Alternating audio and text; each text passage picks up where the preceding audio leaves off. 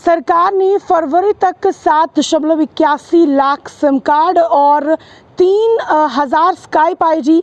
83,000 WhatsApp account block किए हैं और ये आंकड़ा जो है वो लोकसभा को बताया गया है। बात करें कानून प्रवर्तन एजेंसियों ने इस वर्ष 28 फरवरी तक डिजिटल धोखाधड़ी से जुड़े 7.81 लाख से अधिक ज़्यादा जो है वो सिम कार्ड को ब्लॉक कर दिया है। ये जानकारी मंगलवार को जो है वो लोकसभा को दी गई है। केंद्रीय गृह राज्य मंत्री बंडी संजय कुमार ने एक लिखित प्रश्न का उत्तर देते हुए कहा है कि पुलिस अधिकारियों द्वारा बताए गए कुल 2,08,469 IMEI को भारत सरकार द्वारा ब्लॉक कर दिया गया है। अंतर्राष्ट्रीय मोबाइल उपकरण पहचान IMEI प्रत्येक फ़ोन को दिया जाने वाला एक विशिष्ट नंबर है। इसके अलावा गृह मंत्रालय के तहत काम करने वाले भारतीय साइबर अपराध समन्वय केंद्र I4C ने डिजिटल गिरफ्तारी के लिए इस्तेमाल किए गए 3,962 से अधिक स्काइप आईडी और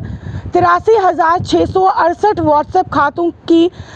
सक्रिय रूप से पहचान की और उन्हें ब्लॉक कर दिया है। साथ में बात करें कि जवाब में ये भी कहा गया कि वित्तीय धोखाधड़ी की तत्काल रिपोर्टिंग और धोखेबाजों द्वारा धन की हेराफेरी को रोकने के लिए I4C के तहत नागरिक वित्तीय साइबर धोखाधड़ी रिपोर्टिंग और प्रबंधन प्रणाली 2021 में शुरू की गई है। अब तक 13.36 लाख से अधिक शिकायतों में लगभग 4,386 करोड़ रुपए बचाए गए हैं।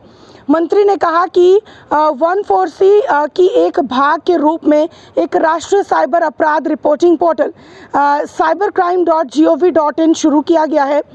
ताकि जनता सभी प्रकार के डिजिटल अपराधों से संबंधित घटनाओं की रिपोर्ट जो है वो कर सके, जिसमें महिलाओं और बच्चों के खिलाफ अपराधों पर विशेष ध्यान दिया गया है। उन्होंने ये भी कहा कि इस पोर्टल पर दर्ज अपराधों